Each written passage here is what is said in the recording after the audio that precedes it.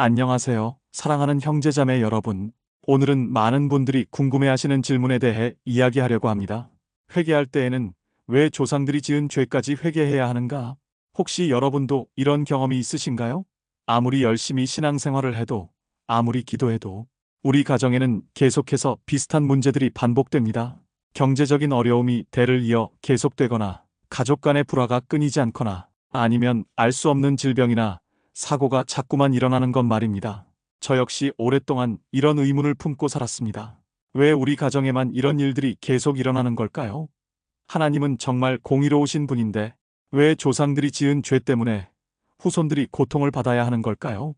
특히 출애굽기 20장 5절에서 나 여호와 너의 하나님은 질투하는 하나님인즉 나를 미워하는 자의 죄를 3, 4대까지 갚되라는 말씀을 읽을 때마다 이해할 수 없었습니다.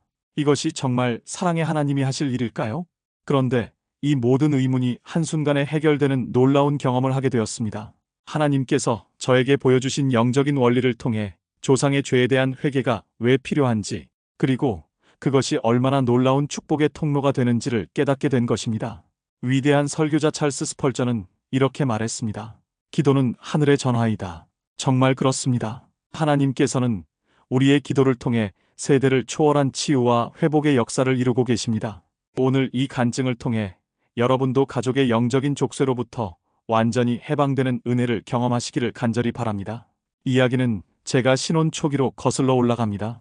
결혼한 지 얼마 되지 않았을 때 저는 아내와 함께 행복한 가정을 꾸려나가고 있다고 생각했습니다. 하지만 시간이 지나면서 이상한 패턴들을 발견하게 되었습니다. 먼저 경제적인 문제였습니다. 아무리 열심히 일해도 돈이 모이지 않았습니다. 조금씩 저축을 해놓으면 갑자기 예상치 못한 일들이 생겨서 그 돈이 모두 사라져버렸습니다. 처음에는 단순히 운이 없다고 생각했습니다. 하지만 이런 일이 계속 반복되자 이상함을 느끼기 시작했습니다. 더 놀라운 것은 제 부모님과 조부모님께서도 비슷한 경험을 하셨다는 것을 알게 된 것입니다.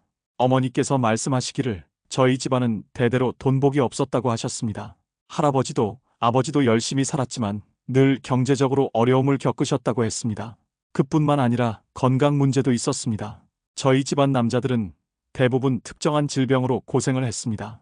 심장 질환이 유독 많이 발생했고 그로 인해 일찍 세상을 떠나신 분들도 여러 명 계셨습니다. 가족 관계도 마찬가지였습니다. 저희 집안은 대대로 가족 간의 불화가 잦았습니다. 형제자매들 사이에 미움과 질투가 많았고 부모와 자녀 사이도 원만하지 못했습니다. 저 역시 아버지와의 관계에서 많은 어려움을 겪었습니다. 이런 상황에서 저는 점점 절망감을 느끼기 시작했습니다. 도대체 왜 우리 가정만 이런 일들이 계속 일어나는 거지? 하나님은 정말 계시는 건가? 계시다면 왜 우리를 도와주지 않으시는 거지? 특히 아이가 태어난 후에는 더욱 심각해졌습니다. 혹시 우리 아이도 이런 저주의 고리에서 벗어나지 못하는 건 아닐까? 하는 두려움이 밤마다 저를 괴롭혔습니다. 아무리 기도해도 상황은 나아지지 않았고 오히려 더 악화되는 것 같았습니다. 그때 저는 성경을 더 자세히 읽기 시작했습니다. 그리고 구약 성경 곳곳에서 조상의 죄에 대한 언급들을 발견하게 되었습니다. 출애굽기뿐만 아니라 레위기, 민수기, 신명기에도 비슷한 내용들이 기록되어 있었습니다. 하지만 이해할 수 없었습니다. 왜 조상이 지은 죄 때문에 후손들이 고통을 받아야 하는 거지? 이게 정의로운 일인가? 마음속 깊은 곳에서는 하나님을 원망하는 마음까지 생겼습니다. 그런데 놀라운 것은 이런 패턴이 저희 가정만의 문제가 아니라는 것을 알게 된 것입니다. 교회의 많은 성도들도 비슷한 어려움을 겪고 있었습니다. 대를 이어 내려오는 가난, 질병, 가족 갈등, 사고 등 마치 보이지 않는 족쇄에 묶여 있는 것 같았습니다. 이때 저는 진정한 영적 전쟁이 무엇인지 깨닫기 시작했습니다.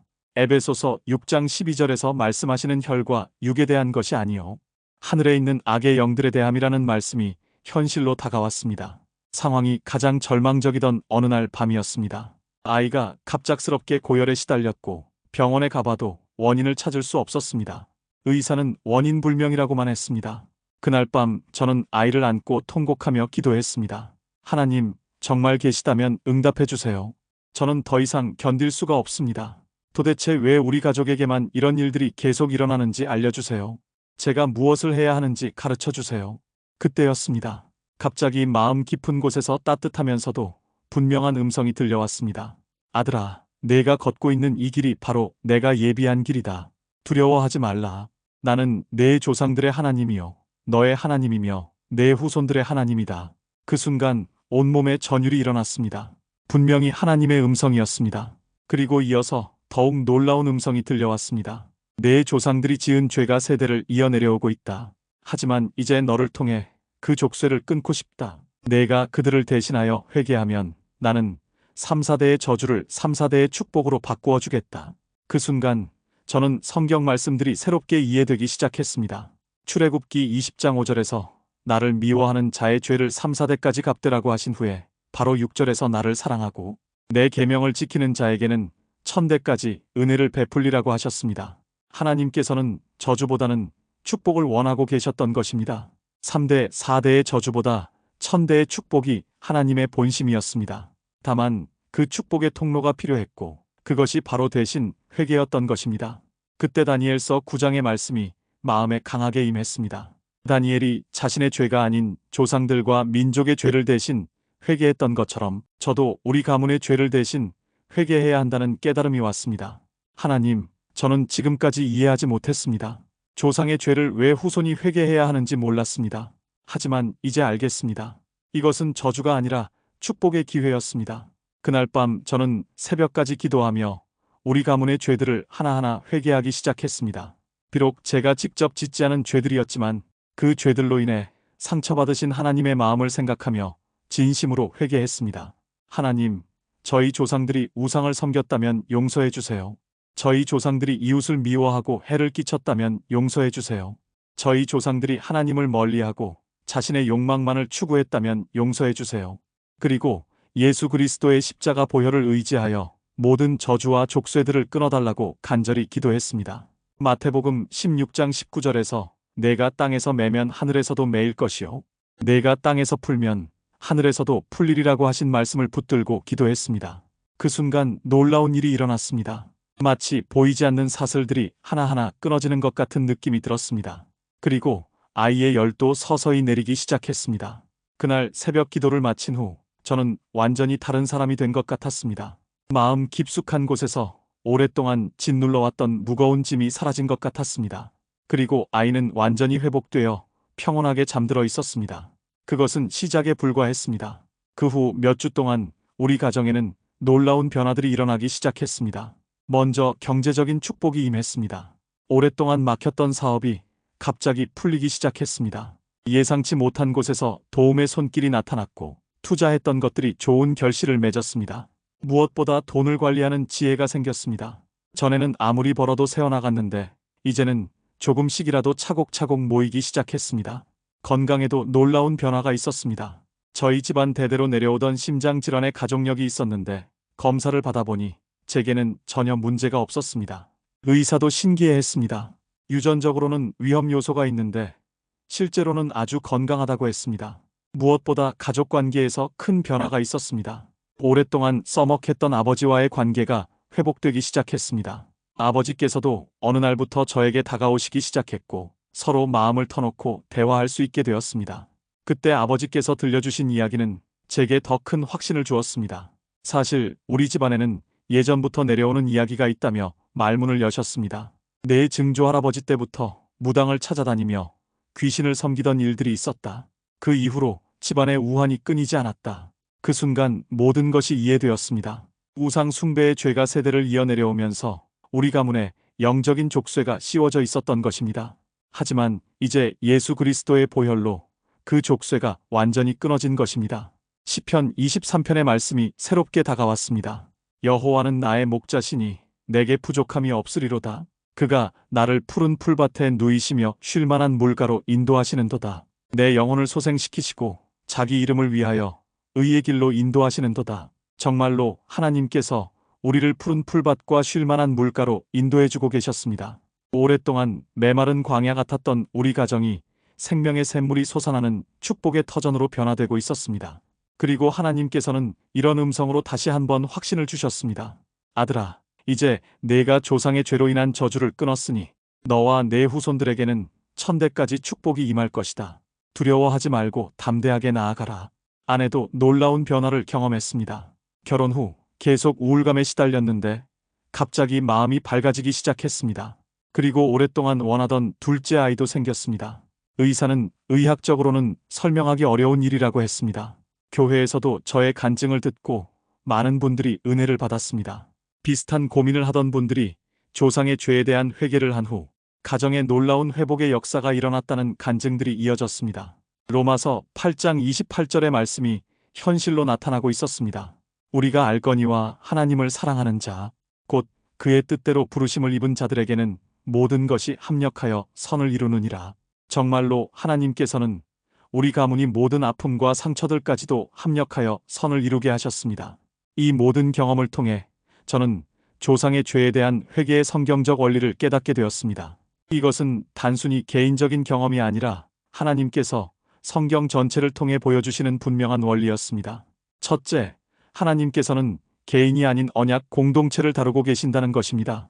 구약시대에 하나님께서 아브라함과 언약을 맺으실 때 너와 내 후손이라고 말씀하셨습니다. 창세기 17장 7절에서 내가 내 언약을 나와 너 및 내 후손 사이에 세워서 영원한 언약을 삼으리니라고 하셨습니다. 이것은 축복도 저주도 개인이 아닌 가문 전체에 영향을 미친다는 의미입니다. 한 사람의 순종과 불순종이 후손들에게까지 영향을 미치는 것이 하나님의 질서입니다. 둘째, 조상의 죄로 인한 결과를 후손이 받는 것은 자동적인 처벌이 아니라 영적인 사실이라는 것입니다. 에스겔 18장 20절에서 아들은 아버지의 죄악을 담당하지 아니할 것이요 아버지는 아들의 죄악을 담당하지 아니하리니라고 말씀하셨습니다. 이것은 개인의 구원에 관한 말씀입니다. 조상이 범죄했다고 해서 후손이 자동으로 지옥에 가는 것은 아닙니다. 하지만 조상의 죄로 인한 영적인 족쇄나 저주의 영향은 분명히 존재합니다. 셋째, 이런 영적 족쇄를 끊는 방법이 바로 대신 회개라는 것입니다. 다니엘서 9장에서 다니엘이 조상과 민족의 죄를 자신의 죄인 것처럼 회개했던 것이 그 모범입니다. 우리가 범죄하여 악을 행하며 악행을 저질렀다고 고백했습니다. 느헤미야도 마찬가지였습니다. 느헤미야 1장 6절에서 이스라엘 자손의 죄를 자복하오니 곧 나와 내 아버지의 집이 주께 범죄하였나이다라고 기도했습니다. 이들은 자신이 직접 짓지 않은 조상의 죄를 마치 자신의 죄인 것처럼 진심으로 회개했습니다. 그 결과 민족 전체가 회복되는 놀라운 역사가 일어났습니다. 넷째, 예수 그리스도의 십자가가 모든 저주의 족쇄를 끊는 완전한 해답이라는 것입니다. 갈라디아서 3장 13절에서 그리스도께서 우리를 위하여 저주를 받은 바 되사 율법의 저주에서 우리를 속량하셨으니라고 말씀하셨습니다. 예수님께서 십자가에서 모든 저주를 담당하셨기 때문에 우리는 그 보혈을 의지하여 조상의 죄로 인한 모든 족쇄를 끊을 수 있습니다. 다섯째, 이런 회개는 개인의 구원과는 별개의 문제라는 것입니다. 이미 예수님을 믿고 구원받은 성도라고 해도 조상의 죄로 인한 영적 족쇄 때문에 삶에서 승리하지 못할 수 있습니다. 하지만 이 원리를 깨닫고 적용하면 완전한 자유와 축복을 경험할 수 있습니다. 위대한 신학자 존 웨슬리는 이렇게 말했습니다. 하나님은 기도하는 사람을 통해 역사하신다. 정말로 하나님께서는 한 사람의 진실한 회개 기도를 통해 세대를 초월한 놀라운 역사를 이루고 계십니다. 여기서 중요한 것은 이런 회개가 단순히 형식적이어서는 안 된다는 것입니다. 진심으로 조상들의 죄를 슬퍼하고 그 죄로 인해 상처받으신 하나님의 마음을 이해하며 예수 그리스도의 보혈을 의지하여 회개해야 합니다. 그때 하나님께서는 출애굽기 20장 6절의 약속을 이루어 주십니다. 나를 사랑하고 내 계명을 지키는 자에게는 천대까지 은혜를 베풀리라. 3, 4대의 저주가 천대의 축복으로 바뀌는 놀라운 역전이 일어나는 것입니다. 사랑하는 형제자매 여러분, 지금까지 제 간증을 들어주셔서 감사합니다. 이 모든 이야기가 단순히 저 개인의 경험으로 끝나지 않기를 간절히 소망합니다. 여러분의 가정에서도 동일한 하나님의 역사가 일어나기를 기도합니다. 혹시 지금 여러분의 가정에서도 설명할 수 없는 어려움들이 반복되고 계시나요? 대를 이어 내려오는 가난, 질병, 가족 간의 불화, 사고나 불운들이 있으신가요? 그렇다면 이것은 우연이 아닐 수 있습니다. 하나님께서는 지금도 여러분을 통해 가문의 영적 족쇄를 끊고 싶어 하고 계십니다. 여러분이 그 통로가 되기를 원하고 계십니다. 여러분 한 사람의 회개를 통해 조상들과 후손들 모두가 축복을 받을 수 있습니다. 먼저 마음을 열고 하나님께 나아가십시오. 그리고 이렇게 기도해 보시기 바랍니다. 하나님 아버지, 저희 가문의 조상들이 지은 모든 죄악을 용서해 주시옵소서. 우상 숭배의 죄, 미움과 시기의 죄, 탐욕과 불의의 죄, 하나님을 멀리한 죄들을 예수 그리스도의 보혈로 깨끗이 씻어 주시옵소서. 주님, 이제 모든 저주와 족쇄를 예수님의 십자가 보혈로 끊어 주시옵소서. 갈라디아서 3장 13절의 약속대로 그리스도께서 우리를 위하여 저주를 받으사 모든 저주에서 우리를 속량해 주셨음을 믿습니다. 이제 저희 가문에는 3, 4대의 저주가 아닌 1000대의 축복이 임하기를 간구합니다. 출애굽기 20장 6절의 약속을 붙들고 기도합니다. 저희와 저희 후손들이 주님을 사랑하고 계명을 지키는 가문이 되게 하시옵소서. 이런 기도를 진심으로 드리시면 하나님께서 반드시 응답해 주실 것입니다. 다만 한 번의 기도로 끝내지 마시고 계속해서 깊이 있게 회개하시기 바랍니다. 성령님께서 알려주시는 구체적인 죄목들을 하나하나 회개하시기 바랍니다. 그리고 회개 후에는 반드시 감사와 찬양으로 하나님께 영광을 돌리시기 바랍니다. 시편 50편 23절에서 감사로 제사를 드리는 자가 나를 영화롭게 하나니라고 말씀하셨습니다. 또한 이런 축복을 경험하시면 다른 분들에게도 나누어 주시기 바랍니다. 마태복음 10장 8절에서 값없이 받았으니 값없이 주라고 말씀하셨습니다. 여러분이 받은 은혜를 다른 가정들과 나누시면 더욱 큰 축복이 임할 것입니다. 마틴 루터는 기도하는 것을 배우고 싶다면 고난을 당해보라고 말했습니다. 여러분이 지금까지 겪으신 모든 고난과 어려움들이 헛되지 않습니다. 그 모든 것이 여러분을 이 축복의 자리로 인도한 하나님의 섭리였습니다. 코리 텐 붐은 어떤 구덩이도 하나님의 사랑보다 깊지 않다고 말했습니다. 아무리 깊은 절망의 구덩이에 있을지라도 하나님의 사랑은 그보다 더 깊습니다. 포기하지 마시고 끝까지 믿음으로 나아가시기 바랍니다. 이제 민수기 6장 24절부터 26절까지의 축복 기도로 여러분을 축복합니다. 여호와는 내게 복을 주시고 너를 지키시기를 원하며 여호와는 그의 얼굴을 내게 비추사 은혜 베푸시기를 원하며 여호와는 그 얼굴을 내게로 향하여 드사 평강 주시기를 원하노라. 하나님의 축복이 여러분과 여러분의 가정 그리고 여러분의 후손들에게 1000대까지 이어지기를 간절히 축원합니다. 조상의 죄로 인한 모든 저주와 족쇄가 예수 그리스도의 보혈로 완전히 끊어지고 대신 하나님의 놀라운 은혜와 축복이 강물처럼 흘러가기를 기도합니다. 여러분이 이 땅에서 하나님의 축복을 누리며 살아가시고 후손들에게도 신앙의 유산을 물려주는 복된 삶을 살아가시기를 간절히 바랍니다. 혹시 지금 이 간증을 들으시면서 마음의 위로가 되셨다면 아멘 댓글로 함께 고백해 주세요. 그리고 좋아요와 구독 버튼을 눌러서 더 많은 분들에게 하나님의 사랑을 전해주시기 바랍니다. 또한 여러분만의 소중한 간증이 있으시다면 댓글로 나누어 주세요.